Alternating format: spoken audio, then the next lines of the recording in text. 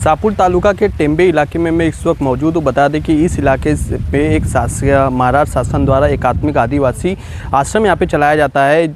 आप जिस तरह से यहाँ पे देख सकते हैं कि आश्रम में एक कथित तौर पे घटना यहाँ पे सामने आई, जिसमें 21 बच्चियों के साथ यहाँ पे विनय भंग करने का मामला यहाँ पे सामने आया। बता दें, जानकारी हमें ऐसी मिली है कि जब बच्चियाँ शेष में जब खाने का थाली यहाँ पे आश्रम के पीछे जाके उसको धोती थी, साफ़ सफाई करती थी, तो तभी वहाँ से एक कर्मचारी उनके साथ यहाँ पे उनको अलग अलग जगहों पे हाथ लगाता था और उनका यहाँ पे विनय भंग करता था, जिसके तहत बता दें कि उसमें से एक बच्ची ने इसकी शिकायत मुख्याध्यापक को की और मुख्याध्यापक ने ताबड़तोड़ एक्शन लेते हुए उसे शाहपुर तालुका के पुलिस स्टेशन में यहाँ पर गुना रजिस्टर किया। जिसके बाद बता दें कि पुलिस ताबड़तोड़ एक्शन में आती है और उसे यहाँ पे अटैक करती है। जिसके बाद बता दें कि उसके ऊपर पोस्को एक्ट के तहत यहाँ पे मामला दर्ज किया जाता है और जिसके बाद उसका पिछला रिकॉर्ड देखा जाता है तो वो इससे पहले एक आश्रम में यहाँ पे काम कर रहा था, जिसके ऊपर भी पहले भी ऐसे गुना यहाँ पे दाखिल है। जिसके बाद बता दें कि अभी यहाँ पर जब ये घटना यहाँ पे सामने आई तो उनके बच्चियों के यहाँ पे माता पिता इस आश्रम में आए और उन्होंने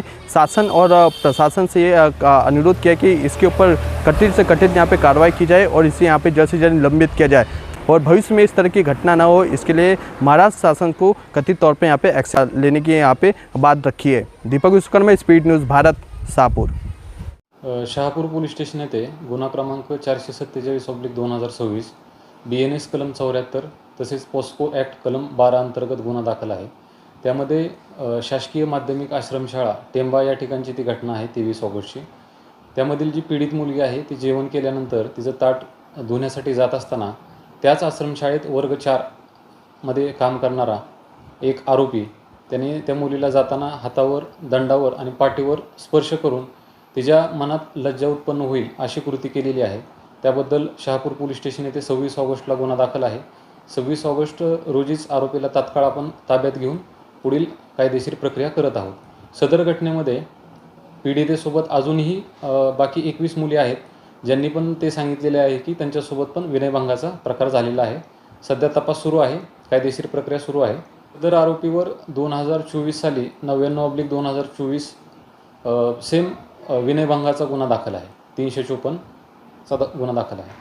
शहापूर प्रकल्पांतर्गत शासकीय आश्रमशाळा टेंबा दहिगाव इथे आज आम्ही पाहणी केली किंवा त्या मुलींशी बोलली, तर तिथल्या 21 मुलींचा एक कर्मचारी विनयभंग करतो, ही अतिशय निंदनीय आणि वाईट घटना आज आमच्या समाजात घडते। आज जर मुलींचं बघितलं तर पालक सुरक्षित मुलींना चांगलं शिक्षण मिळावं म्हणून आश्रमशाळेत घालतात। जर हे प्रकार घडत असतील तर आज पालकांच्या मनात एक भीतीचं वातावरण आहे, तर का म्हणून मुली आम्ही शाळेत ठेवाव्यात। आज जर याचा विचार केला तर घटना ही काल घडलेली आहे, 2 दिवस झालेले आहे। शासकीय आश्रमशाळेला जबाबदार किंवा प्रकल्प अधिकारी या ठिकाणी फिरकूनही बघितले नाही, ही खेदाची गोष्ट आहे। एक जबाबदारी अधिकारी आश्रमशाळेची जबाबदारी घेण्याऐवजी इथे फिरकून बघत नसेल तर अशा अधिकाऱ्यांवर कठोर कारवाई केली पाहिजे, निलंबन केलं पाहिजे, संबंधित अधिकारी असेल किंवा कर्मचारी असतील। आज जर हा प्रकार सर्व महाराष्ट्राने बघितला असेल तर संबंधित ह्या विभागाचे मंत्री महोदयांनी याबाबत लक्ष देऊन या अधिकाऱ्यावर निलंबनाची कारवाई कशी होईल हे पाहिलं पाहिजे। मी इथलाच रहिवासी आहे, म्हणजे तो एक दहेगावपासून अर्धा 1 किलोमीटर अंतर आहे। तर माझी मुलं इथं आम्ही मुलगी शाळेत ठेवलेली 10वीला आता आहे। जर त्यांच्याभोवती असा जर प्रकार घडतो तर आम्ही का मुली शाळेत ठेवाव्या, घरी अडाणी राहिलेल्या बऱ्या। तेवढा विनयभंग 21 मुलींबरोबर विनयभंग एका कर्मचाऱ्यांनी केलेला आहे, तर त्यांना निलंबित करावं आणि संबंधित अधिकारी त्यांना पण निलंबित करावं। जबाब पोलीस स्टेशनला घेतलेला आहे शहापूरला मुलीचा। आज ज्या आमच्या मुली आहेत ही पहिली पायरी आहे की ती मुलं कुठेतरी शिक्षण घेताना आम्ही बघतोय आणि मोठ्या आशेने आम्ही आश्रमशाळेमध्ये शिक्षण घेण्यासाठी आम्ही नेऊन ठेवतोय. परंतु गेले बरेच दिवसापासून आपण बघतो संपूर्ण महाराष्ट्रामध्ये एका बाजूला गडचिरोलीचा जो प्रकार आपण बघितला तो चालू असतानाच आज जर आपण बघितलं तर असे जो अवचित जो प्रकार घडलेला आहे, जवळपास 21पेक्षा जास्त मुलींवरती जो विनयभंग करण्याचा तो प्रकार आपण बघितला, हे अत्यंत अशी निंदनीय गोष्ट आहे, हे न शोभनीय गोष्ट आहे. आम्ही मुलींना सुरक्षित ठेवून कुठेतरी शिक्षण देण्याचं काम बघतोय. म्हणजे एका बाजूला सरकार बोलतंय की बेटी बचाव बेटी पढाव, परंतु दुसऱ्या बाजूला जर आमच्याच मुली जर सुरक्षित नसतील तर आम्ही कोणाच्या भरोश्यावर ठेवायचं. हे संबंधित जे अधिकारी आहे म्हणजे जे हा प्रकार जो घडला, हे जो होता कर्मचारी, हे कर्मचाऱ्यांनी याच्यापूर्वी असा हा प्रकार केलेला होता. मग हे माहीत नव्हतं का हे अधिकाऱ्यांना? हे समजायला पाहिजे होतं. पुन्हा त्यांना कशाला कामावर रुजू करून घ्यायला पाहिजे होतं?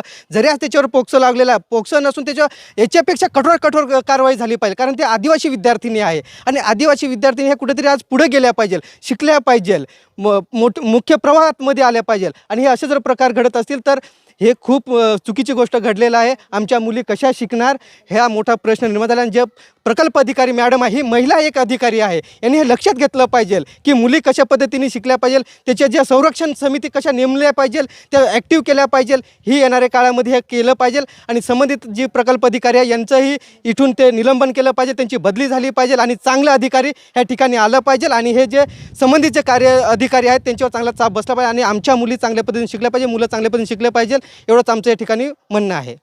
हात लावायचा मुलींच्या अंगाला कुठं पण. कुठं जात असताना म्हणजे कधी?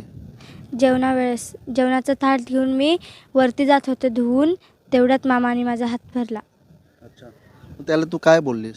त्याला बोललं की मामा मुलींना लावत जाऊ नको, मी तुझ्या पोलीस कंप्लेंट करेन. तो इतर मुलींबरोबर पण तसंच करायचं का? हो, इतर मुलींबरोबर पण तू तसंच करायचा. हे सर्व प्रकार तू कोणाला सांगितलं?